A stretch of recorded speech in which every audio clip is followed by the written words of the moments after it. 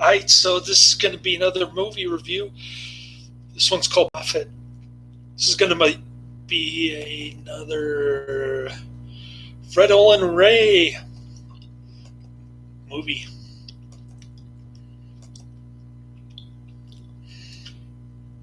AKA Freddie Valentine in the ring, the wrestling ring. I'm not going to post Freddie Valentine doing big time wrestling here in California during the 80s because that was his side gig. And I've already posted a video of that in a previous Fred Olen Ray movie review that I did. But in any case, it's got a lot of different people in this. Don the Dragon Wilson, Barbara Steele, Arthur Roberts from Revenge of the Ninja. And you've got Rick Dean from Blood Fist 3.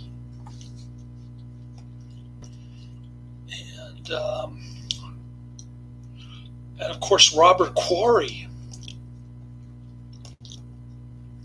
So, quite a cast in this one. The Rick Dean dude played the white supremacist in Blood Fist 3. I don't know if you remember him, but that was a familiar face. This time he's in a wheelchair. He likes to drink. Arthur Roberts was the evil ninja in Revenge of the Ninja. So there you have it. Did I put Robert Quarry's name in the description box? Maybe I forgot. I'm so tired. I didn't get back to Oakland at the food hub until 11 p.m. It's almost midnight right now. Anyways, the movie. Okay. This movie is actually better than any of the Blood Fist movies, in my opinion. I mean, you got the short-haired blondie with the fake breasts. Okay, she gets naked like 5 minutes. You see her butt and her breast, and she's got a tan all over. Contrast that with Katya Sassoon in Blood Fist 6. 30 seconds of her showing off her fake breasts, and that's it. And you're thinking, why couldn't they have done another scene like that? Anyways, the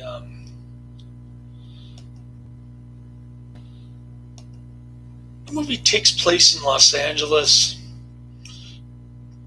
and Barbara Steele and Robert Quarry are up to some kind of Michael Aquino CIA satanic mind control shenanigans. Barbara Steele looks terrible, by the way. Age did not treat her well. She's got a thick British accent in this one. And yeah, she's still got the bulging eyes, but her face is indistinguishable from, say, Black Sunday, for instance, among other horror movies from the time period. But 40 years later, she does not look good. In any case, so the CIA is conducting this mind control kind of thing where they abuse children into having special powers so that they can supposedly find the POW camps in Vietnam during the mid-60s. So Don the Dragon Wilson is one of these kids. He keeps having flashbacks of the nightmare situation. Pretty cool flashback stuff. And then his dad is involved in CIA. He's involved with the CIA, and he's investigating 5 members of a terrorist organization, supposedly. But each one of them has the same powers that he does, and they're relatively harmless. They end up getting shot all the time. His blondie sidekick is getting frisky and naked all the time.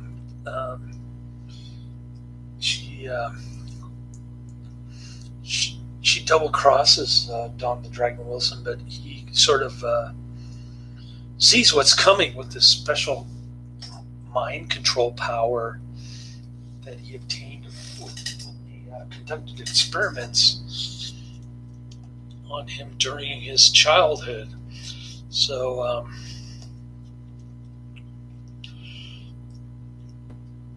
he finally realizes that the jig is up.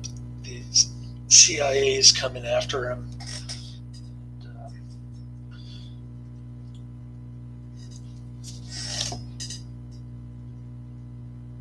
And a lot of decent fight scenes in this one. Explosions, fight scenes, car chases. There's even a chase on a train. So I'd say there's a lot more action in this one, ironically, than any of the Bloodfist movies. And it gets a low 4.5 out of 10, which is about what you expect from Fred Olen Ray, but only 414 ratings. Not too many people know about this movie. Went just straight to video, of course. And anyways, cool stuff. Highly recommended. I posted the link to the movie in the description box, but it cuts off at the end during the rolling credits. Yeah, this movie is way underrated. I agree with that. This movie is way better than any of the Bloodfist movies, any of the 8 ones that I saw. So, and Fred Olen Ray is one of my favorite directors, by the way. Right up there with, Don Dohler and Coffin Joe, Jodorowsky. Who else? Those kind of B-movie directors are great. Fred Olen Ray is excellent. If you want to check out his wrestling moves, Fred Olen Ray, aka Freddie Valentine, in the search bar, just type Fred Olen Ray wrestling. The first video you'll see is him stomping on some dude in the corner of the ring. Cool. How many Fred Olen Ray movies have I watched?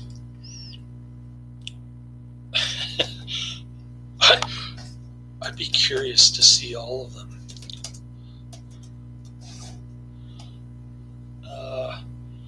Well, Scalps, of course, 1983, great flick.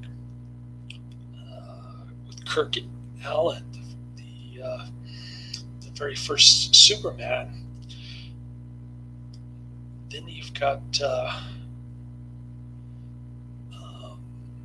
Bad Girls from Mars. Didn't particularly care for that one. The Tomb with Michelle Bauer. Another great flick. Love Michelle Bauer, aka P.S. No. Terminal Force. That's the one where I posted the link to the wrestling career clips of Fred Olen Ray. It's also got Troy Donahue, kind of washed up actor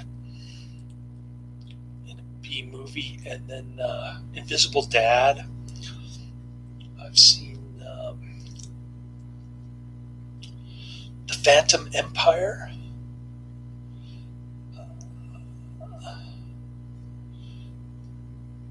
You've got Bulletproof, Alien Dead with the great Buster Crabbe from Flash Gordon, another washed up actor. And that's about it. I've seen a lot of Fred Olen Ray movies. This is definitely one of the best ones. I think I only disliked one of them out of all the ones that I saw. Bad Girls from Mars, was the only one that I didn't particularly care for.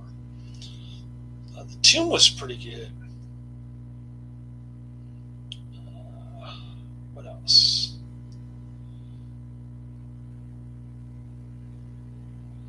Terminal Force wasn't that great.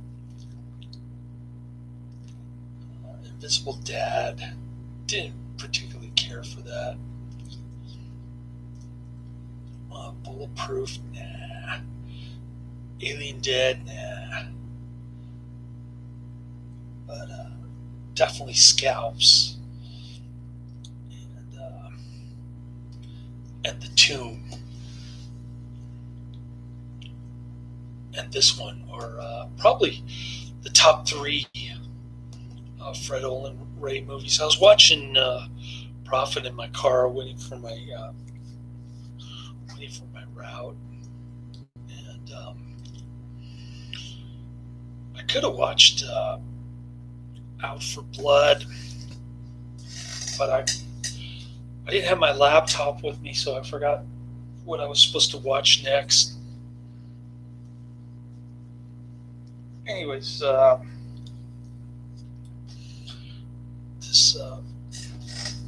this young Chinese lady from Macau